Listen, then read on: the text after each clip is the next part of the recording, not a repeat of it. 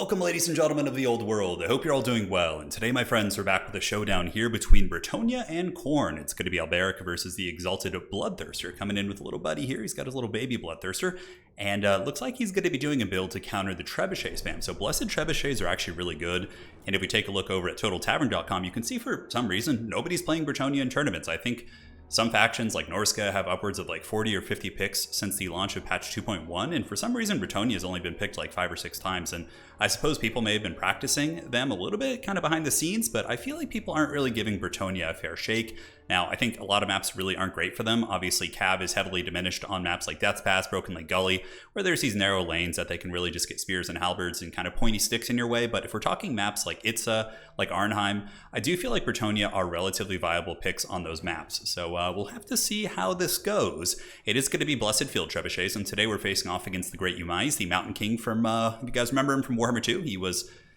I think, the only person to get to the grand finals of the faction war with the dwarves, and yeah, he's a very, very solid player here. So I do like his build, and honestly, I felt like I was going to instantly lose as soon as I saw it, because now domination is more about value trading, which I massively prefer. I really, really didn't like the mouth breathing kind of style before, where you just send a bunch of cost-effective units onto objectives, and, you know, melee, or not melee, but range factions, or factions that are a little bit more squishy, flimsy on leadership, simply wouldn't have enough time to kind of push you off. I am actually really, really happy with where we're at. I think maybe 1,500 tickets might be a little bit too high, maybe like 1,250, but I think it's, I think we're in a really, really good spot, and I'm having probably some of the most fun I've had. I'm looking forward to playing in tournaments. It's great. So we do have Alberic here. Alberic's pretty good against Khorne. He's got anti-large, but more importantly, I brought him for the Trident. The Trident can clear out like pretty cost-effective infantry. It has 100% armor piercing, so against like Khorne halberd spam, which is what I was expecting. Now, in the previous meta, what used to happen against Bretonnia, or the previous domination patch, is that Khorne players, Tzeentch players would just spam, you know, mass halberds and march you down, and you couldn't kill them quick enough to get the objectives back. But you know, you still might expect that. So bringing the Trident here plus all the 4 trebuchets to really pound halberds is kind of the playstyle I was going for. Now in the back, we do have Knights of the Lionheart. These guys are great against Khorne, more specifically because they're a hard counter against Khornehounds. They have armor, they do magic damage, they have anti-large, pretty much everything you need to kill a Khorne Fleshhound in one neatly wrapped package. We got Regrowth and Dwellers Below, and that's going to be it. Now for the army here of Umais, he's going to be coming in with Marauders of Khorne, as well as the Chaos Furies up in the sky, Fleshhounds, and up here we do also have Bloodthirsters. So it's going to be double Bloodthirster.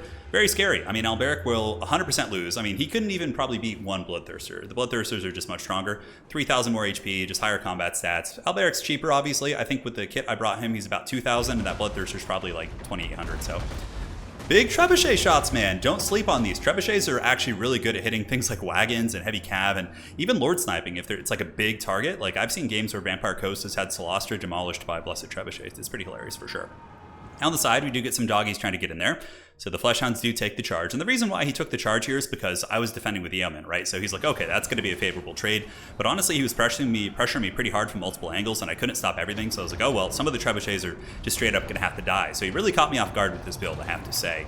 But here, we have Alberic after the Fleshhounds, and the Knights of the Lionheart do get caught up in the Bloodthirster, which is a big mistake on my part. I want to be charging over here, but one of my trebuchets is going to get instantly karate chopped, and the Fleshhounds did get through, but we do finally manage to save up for some Questing Knights, which are probably the best knight choice against most of the Chaos factions, and they're going to be zipping back there, while the Bretonnian Knights of the Lionheart are going to be going after the Fleshhounds of Khorne. Trebuchets cost, I believe, 850, the Blessed one, so if we can kill a 700 gold unit and also preserve the Trebuchet, it's pretty good, and the Questing Knight's doing an excellent job. It looks like in total, only one of my Trebs is going to be going down, as these Fleshhounds do get their bread buttered, and the lady wills it. The Questing Knights get in there, and their quest is indeed to kill these flying units, and it looks like they're going to be succeeding, as the Furies are paying a pretty substantial troll toll here and will be biting the bullet. Now, for the rest of the army, though, it's mostly just the big SEMs for Khorne, right? So a lot of the battle is going to come down to, you know, who can kill whose SEMs. As far as the objectives being captured, he's capturing the low ground objective, and also will be summoning in some Chaos Warrior halberds. But if my trebuchets are still alive, those halberds are not going to be super happy. What I would probably do in his situation is summon in some heavy cav of my own, so like some Blood Crushers or some Fleshhounds, and just capture my objective and try and mitigate the value that the trebuchets could get. We do finally clear up the backfield. The Questing Knight's able to kind of shut those down, and we're being feasted on a little bit by the Fleshhounds. This frontal objective's going to be taken by the unwashed masses here. So the peasant mobs, they got their, oh, look at that. Oh my god, look how big Fleshhounds are. I guess I didn't really realize it. Granted, I do have some Fleshhound tabletop models for my Chaos Space Marines army. I put them on the bases of like bigger models to make them like these little guard dogs. It's pretty cool. But the Bretonnian mobs there, yeah, they're having a great time fighting these giant demonic hounds. Now Trebuchet's trying to go after the big demons, and the big demons are unfortunately kind of keeping me tied back a little bit here. You can see the two Bloodthirsters are just kind of bouncing back and forth, but now it is soon time to summon the heavy hitters of Bretonnia. You'll be seeing some big ones coming out. Breath Attack coming in from the Bloodthirster does take out a couple models. Questing Knights are on guard duty, and unfortunately my Damsel of Life here is a little bit isolated. I kind of screwed that one up. So he's going to be going after the Damsel, but the heavy hitters of Bretonnia are out here, and one of my favorite things about Alberic is the fact that he can give bonus first large to nearby units. So Hippogriff Knights with him are going to be having a bonus first large. Now he's going to be fighting the giant Bloodthirster, hunting the beast of old down. As the Noil, the Noil, I was going to say like nice and royal at the same time. The Royal Knights of Bretonnia are coming in, and they're going to be going straight after those big beasties, and we're going to be taking the fight. We got bonus first large now. We chase him back. I saw Deathbringer active. I was like, let's wait for that to wear off so he doesn't just like one-shot my units. And now he's on his back objective here. So he does have the Knights. He has the 2-to-1 cap. But again, in Domination now, it's, in my opinion, more about value trading.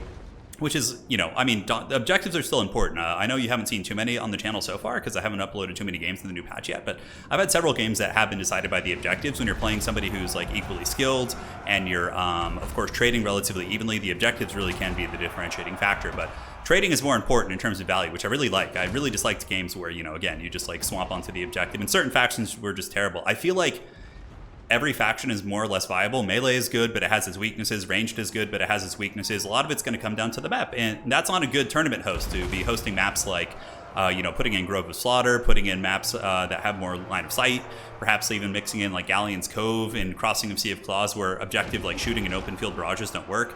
You know, I think that's going to give different factions an opportunity to shine, and it's really, really neat for sure. I really, really love where we're at now. So Fleshhounds of Khorne are on the run, but being hunted down by the Questing Knights. And I'm like, you know what? He only has like one halberd here. Let's give him the filthy, unwashed Bretonnian hordes. I do miss the charge there. That was a little bit Bronzodi of me, but Knights should still trade okay with Peasant Mob support. You can see the anti-large bonus really adding up, and the magic damage surpassing the physical resist.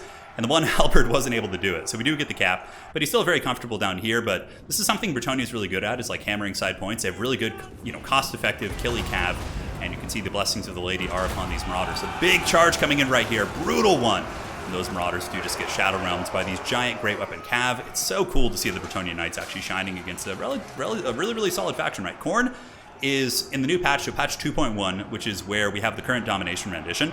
Khorne is like one of the most balanced factions. They have like, I think, a 55 or 60% win rate. They're almost always 50-50, which is really, really cool to see.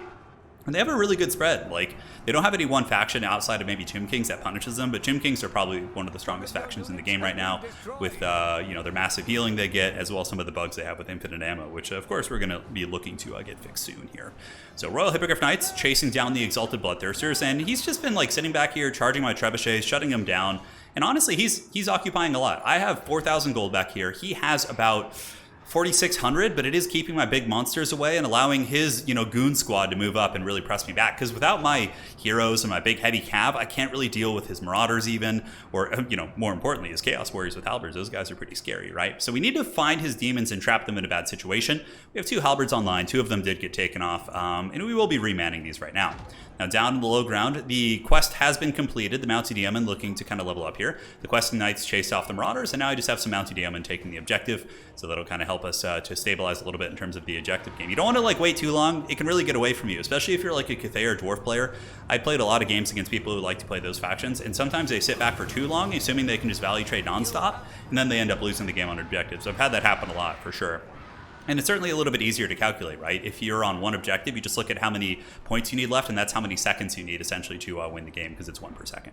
So Alberic hunting down the Bloodthirster with his anti-large Hippogriff Knights, 90 speed against 95 speed. The Bloodthirster's actually faster, but we do find some prey here on the ground. The lady wills it, and the Hippogriff Knights are going to be landing in here. Big thunderous charge as the Questing Knights do come in the back, and the Greater Demon is surrounded by the Knights of Bretonnia. This is what I'm talking about. This is Warhammer. And that's something else. Like in the previous patch, I really didn't like how every game was like, oh, I'm just going to bring a cheap caster with the most overpowered spell and a bunch of like shitty chaff units to swarm objectives. Like now in the current meta, you actually see monsters and legendary lords, and that previous style still can work too. Like both styles are viable depending on the situation, but now there's justification for characters like Karl Franz and all these different units, and I absolutely love it. So Hippogriff Knight's getting a big beatdown, and my opponent decides to take the fight thinking the Bloodthirsters might be able to do it, but That is a lot of anti-large damage coming in. My questing knights do get tar-pitted by his halberds and flesh hounds. That was pretty good.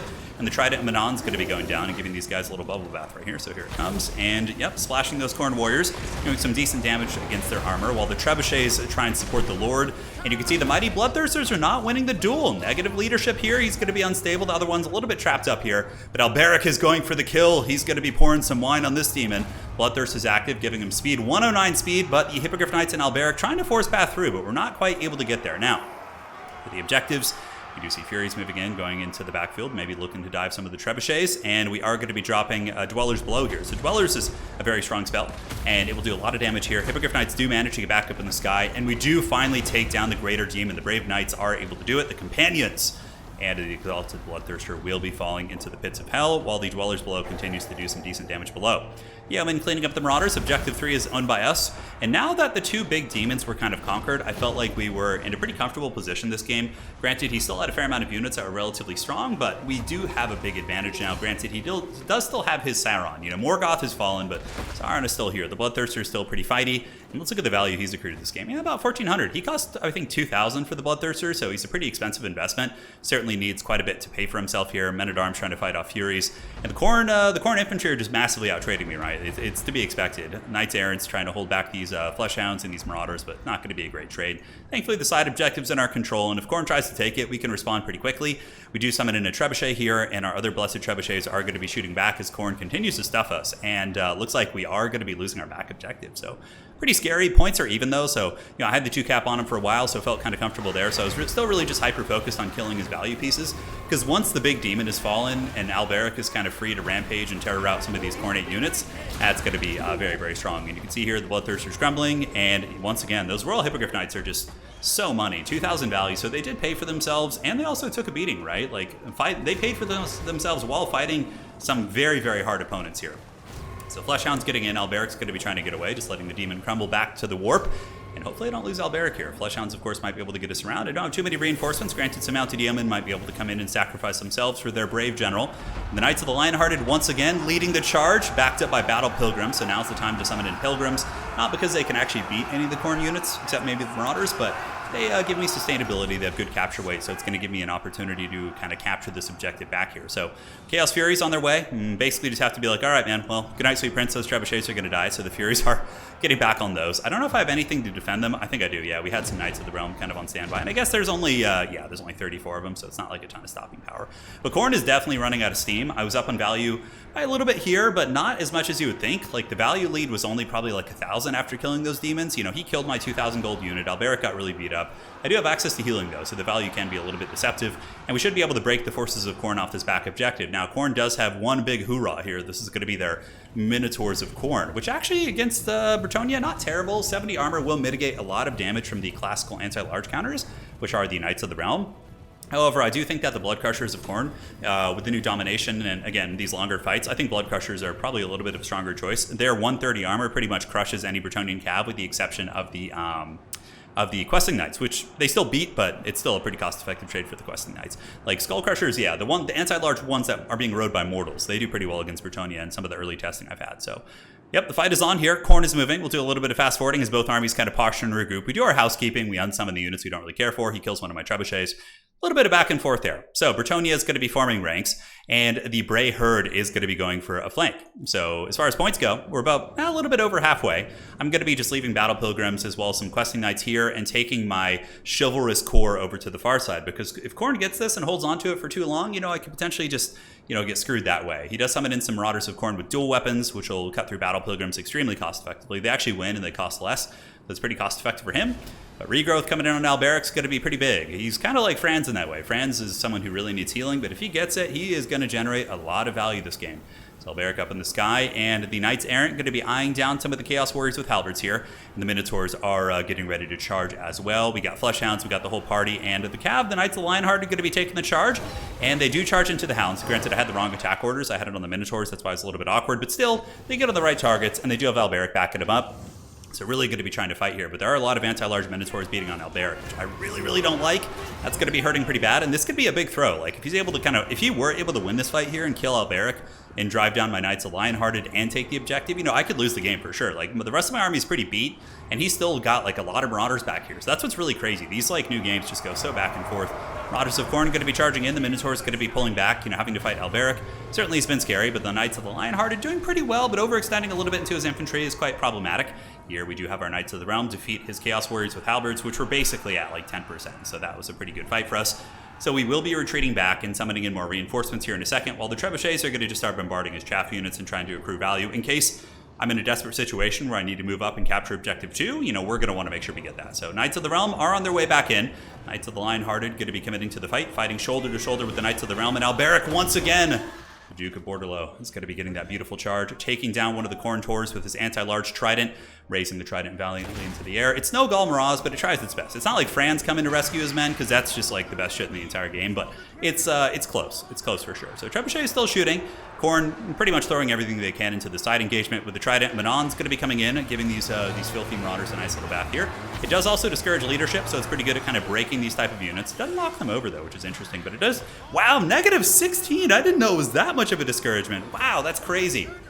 So the other Knights arrive, the Khorne Tors are broken, and at this point, this is pretty much the straw that broke Khorne's back. I would say it's the second straw, because the first one was obviously, you know, taking down the 2 greater demons, which was his big investment. So my Alberic lived, and his leadership didn't, right? So that sealed the deal. GG, well played to my opponent. Super fun game.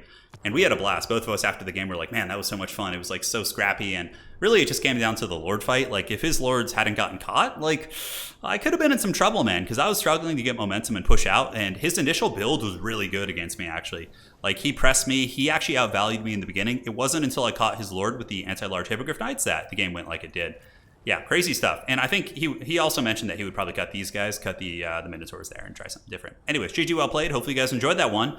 Let's look at the value on some of these units. 2,000 here. And yeah, not a bad spread. Most of those units perform well. Knights of the Lionhearted got 2,100, but they did get summoned twice, so it's not really a fair metric. And Alberic, 3,100 with the steel chair, baby. The lady wills it, and, you know, Bretonnia, they got some teeth, man. Believe it.